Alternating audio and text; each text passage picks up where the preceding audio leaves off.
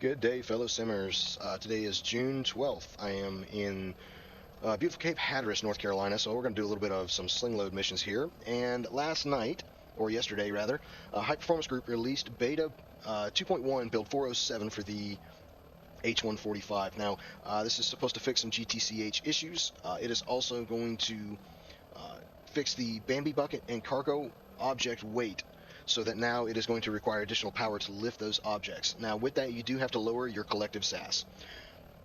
The rest of the stuff is stuff that I don't use, so fix the open AIP layer not displaying. Now, it is entirely possible that I use this and don't realize it. There may be default functionality on that, so please in the comments. Seems like the only way I can get people to comment is to get them to correct me. So by all means, if I am using it, tell me. I'd love to know what it is. The added a button on the autopilot panel which does the latching trim release logic. I don't use it because the aircraft in real life does not have a latching trim release, and I like to try to keep it as realistic as possible. Autopilot control panel indicated airspeed knob being limited to 130 instead of V&E. I had never noticed this. I don't think I've ever tried to beat my autopilot or my indicator airspeed up above 130, but we will check that in flight. Fixed military transport mission template. I'm gonna have to do a little bit more research. I have never fooled with that military transport mission, so I'll do a little bit of tinkering around and get back to you on that. But if it fixes something, I wouldn't know because obviously I've never used it. All right, disable the helicopter throttle bindings. They are inert now. So on this helicopter, which is actually different from the previous BK-117 series, there is no manual throttle. You had twist grips on the collective on the previous aircraft, and in the BK-117D2 they adopted the same design as the 135, where they're using these switches. Now, I'm not terribly familiar with 135, so I don't know if they're in the same spot and operate in the same manner as far as, off idle flight. Well, I know they have off idle flight, but I guess mainly their location, because there's really only so many ways that you can have an off idle flight switch. I bet you it probably looks very similar to this. But the big difference down here is no more twist grips on this, and then this beep trim button here no longer controls your engines. You can't speed them up, you can't slow them down, you can't shift power to one side, you can't even request that the computer do anything other than what it is trying to do, with the exception of FADEC emergency. But that is for a different video. So the disabling the helicopter throttle binding is a long overdue upgrade, because it was causing some issues with dual bindings, and realistically there's no reason to have it because in the D2 there is no manual throttle. And the last thing that I cannot wait to try out is shared cockpit variables are now on by default. I had done limited testing with the shared cockpit, and we did find that there were some variables that needed to be transferred over that were not. So in a separate video we will jump into that and check that out and see if maybe some of that stuff has been fixed. Alright, so the first thing I want to do is let's go over here to the aircraft, and I've already jumped in once because it crashed. When you set up the cargo, it will drop that cargo right in the middle of the trees, and try as you might, it will not let you descend down into those trees to pick up that cargo. Now my dead zones, for whatever reason, keep resetting, and my SAS. Now that may be because I crashed and it didn't save it. So I had this collective at -50, and these at -25. These I've always put to -25 because I feel like it's a little more realistic. And the reason I went down to -50 with the collective is because the Bambi Button Cargo Object update says that use minimum collective SAS. Now, I dropped it all the way down to minimum one time, and it was embarrassing. So I'm going to leave it at 50, and I think that that is probably a little more realistic. If you go all the way down to 0, that collective becomes extremely unstable, and you're just manipulating that thing all over the place.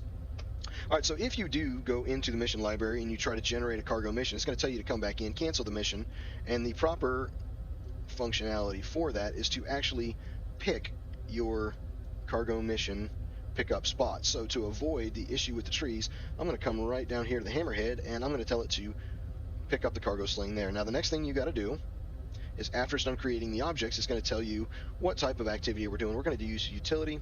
It's going to ask for a destination on the map. Now, for some reason, and I can't explain this to myself, I have been in this sim almost a year now, and I have not gone and seen the Cape Hatteras lighthouse. So we're going to go ahead and set our destination right over there on that little road, and hopefully it's not surrounded by trees.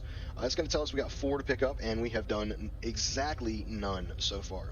Alright, so as I stated, the first thing I want to check out is the hover mode. Now it says GTC.H now holds a more precise position. So the way I'm going to test that position is we're going to go ahead and pick this thing up. right there. And we're going to come on up to a out of ground effect hover.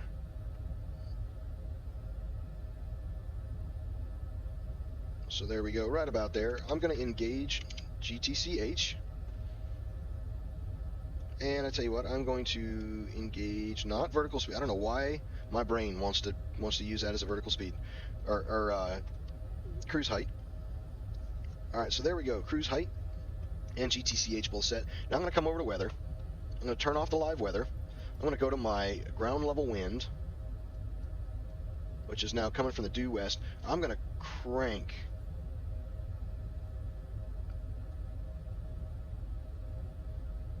my winds. I'm going to give it some serious gusts. So we're going to say 10 gusting 20.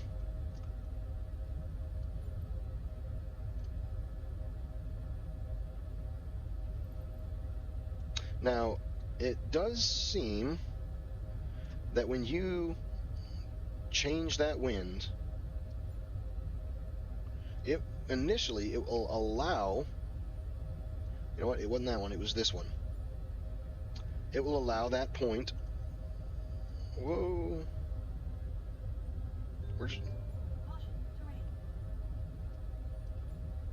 We are going to give this thing absolute hell right now, and it looks like it has come back. It's working its way back to where it should be. Now it cannot swing that tail into the wind. There's only so much that it is going to do. So I'm going to go ahead and just beep this around so that my autopilot can feel like it's doing something proper. Now that wind is doing some crazy stuff right now, and we can see out there there's some pretty serious winds. That water's sloshing around pretty good.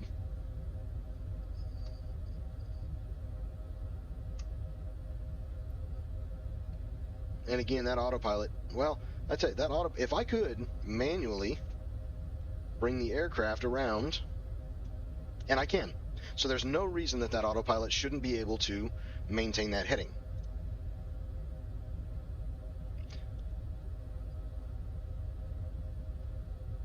And I gotta find out what up here we have SAS and SEMA, and SAS is the SEMA, so I'm not really sure. Seems to be there's a little bit there that's not quite right, but I should absolutely be able to bring that nose over. So I am manually going to swing that nose and hold it. And I'll tell you, we're 26 gusting 52, and seems like this system, autopilot system, must be holding us pretty well. Now my wind graph, I don't know if it's off the scale or what the deal is here, but my wind graph is not showing. Alright, so the next thing I want to do, I'll go back to real-time and live weather and let the autopilot take back over. Now one thing I have noticed is that if you hold down the beep trim and the aircraft starts to translate and you let go, then when you let go, it does seem to overrun a little bit. And if I hold down for an extended period of time and let go, so now I have let go, it is continuing pretty well to overrun.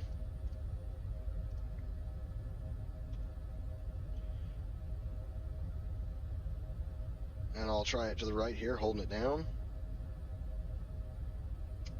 And now I let go.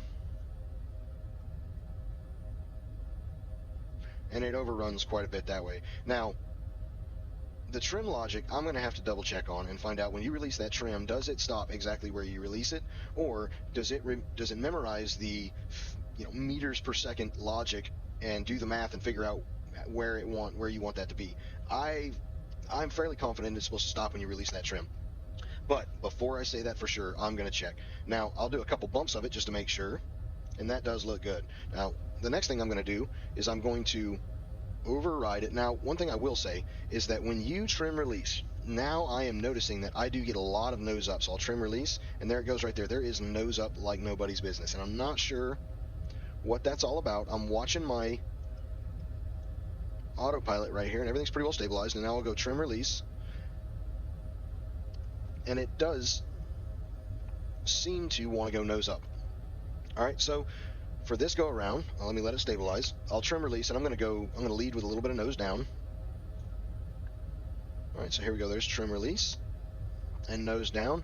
Allow the aircraft to translate. Now, wherever I release this is where it should stop. So I'm going to release it right there. We got a pretty... Oh, and I got going too fast. That was my fault. So I'm going to do a GTC.H, and we'll see there from a movement, it comes to a stop pretty well.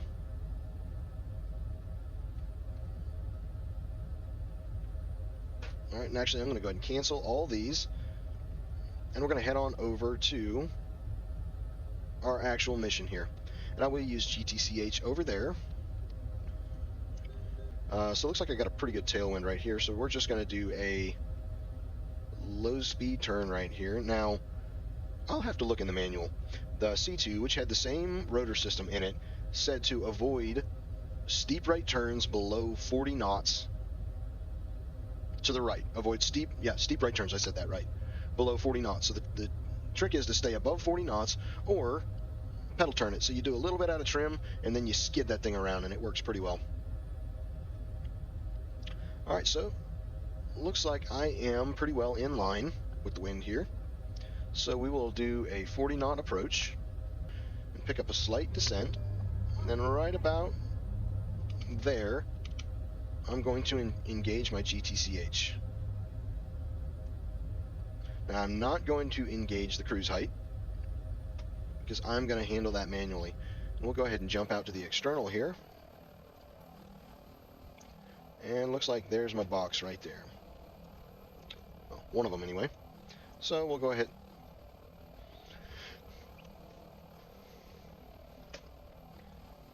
We will come on down nice and slow. And now I'm clicking the trim to translate my GTC.H forward and right.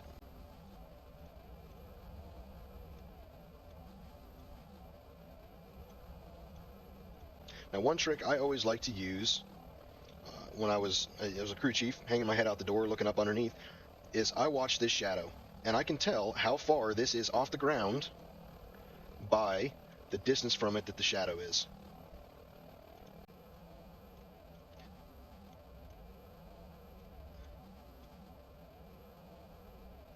Alright, so there we have picked it up. Alright, now, that same amount of power, actually I'm going to release it real quick. So here I am right at 4.5 FLI. Alright, I'm going to grab that, and there it says we are connected. Alright, so at 4.5 FLI, if I come up just a teeny bit, it shows that we have the load. Now we're at 21 feet. I'm going to come up just the smallest amount.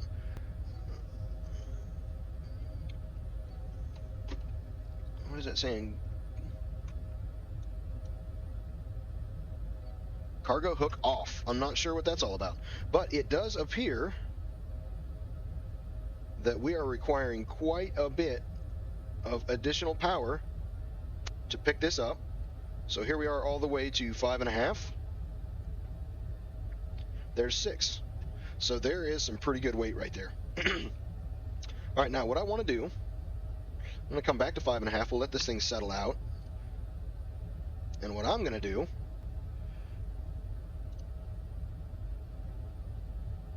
is we're going to add some weight. And I'm going to continue to add that weight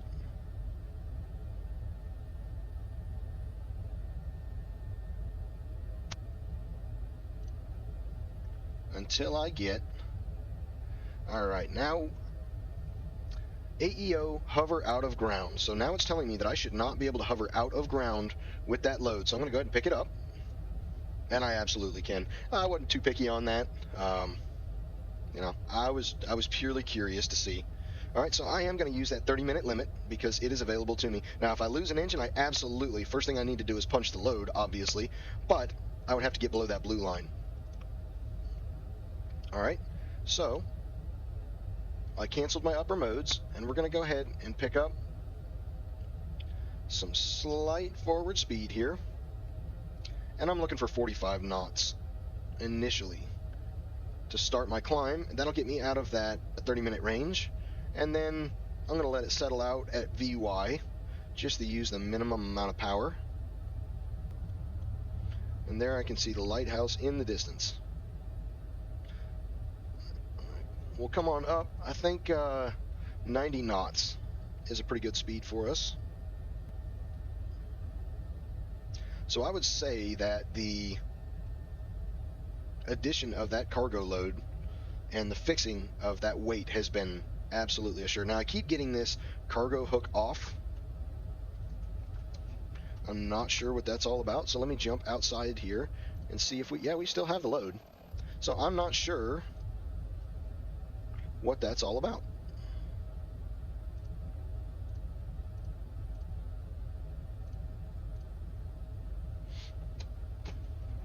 All right, now this did not change from the initial number. You saw when I went into weight, and while I'm talking about that, we're going to slow back and initiate a descent. Now I'm only looking for 60 because I'm going to fly by it and come back around so I can face the wind.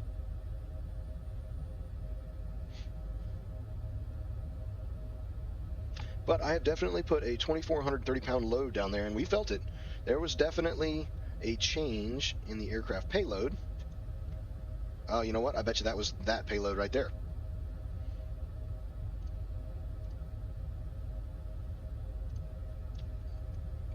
All right, so I'm going to leave it on that screen, and that is an actual strain gauge on the load. So that should change as I set the load down. So let's see if it does that. All right, I'm going to go and slow it back to 45. And this is going to be a very slow approach because we are heavy as all get out right now.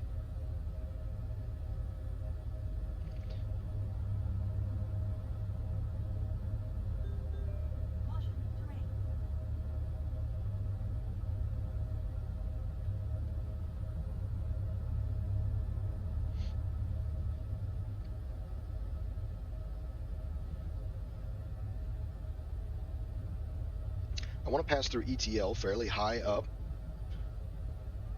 Ooh, boy, that was interesting there. And the reason I want to pass through ETL fairly high up is because if I do not have hover power, I don't want to find that out over this person's house. I don't think they want me to either.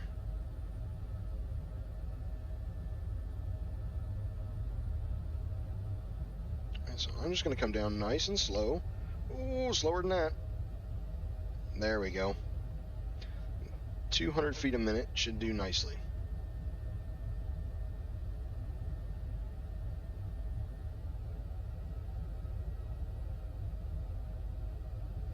I need to get out onto this road and away from that tree.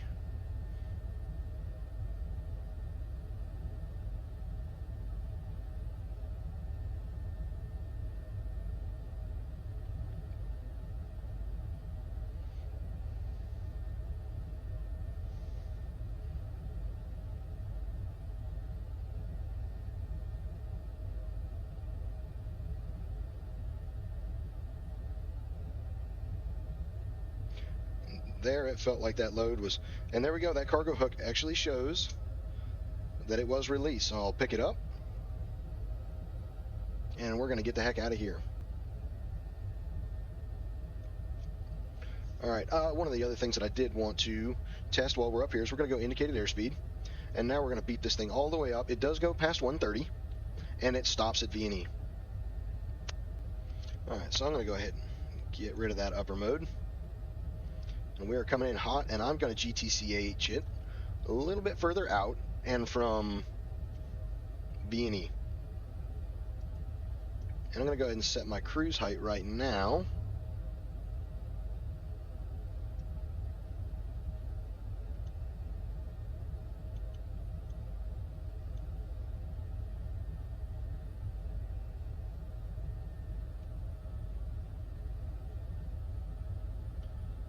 So I'm going to go ahead and do it back here to give it a good bit of time. And then I'm going to start bringing that cruise height down.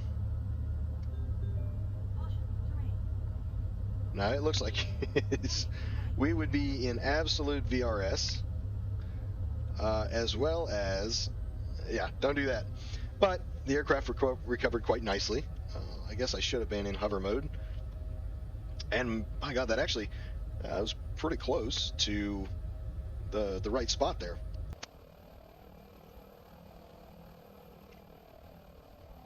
Oh, no, there's one thing you can do. All right, so what I did there is I was, let me scoot away. So what I'm going to do is I'm going to hold down left. And as the aircraft is, I'm going to hold it down for a long time. So this aircraft's going to want to keep going. All right, so I'm going to let go, and we'll notice we're still translating. So I'm going to let it kind of translate, and then I'm going to tap the trim release. And then what that's going to do is that's going to update that position according very specifically. But I tell you what I do not like is that one button push of that cruise height drops you 10 feet.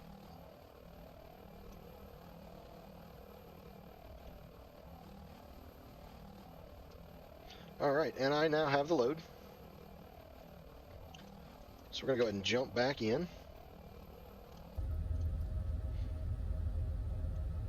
All right, I'm going to go ahead and first I'm going to close my door. I'm going to disengage my uppers.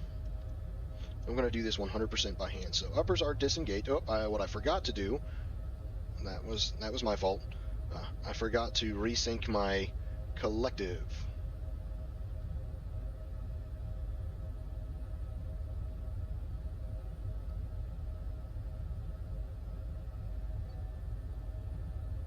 And there's my load. This time it's only 555 pounds. So, good bit less power required. And I tell you, I'm still getting that cargo hook off, which is probably because of that right there. I should not be able to then release that load.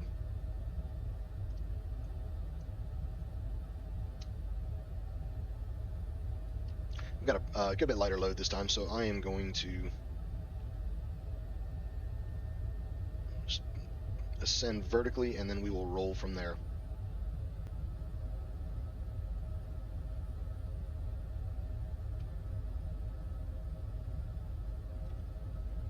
All right, so my load is on the ground. We'll go ahead and release it, and off we go again. Now, one thing I have noticed is I should be getting sync rate. Somehow the aircraft knows when you are taking off from the ground, and if you start to settle back toward the ground, it'll say that.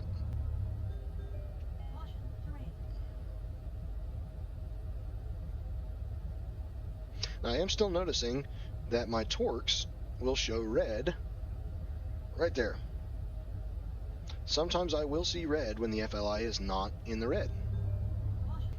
So I would say that the cargo is definitely fixed as far as the weight.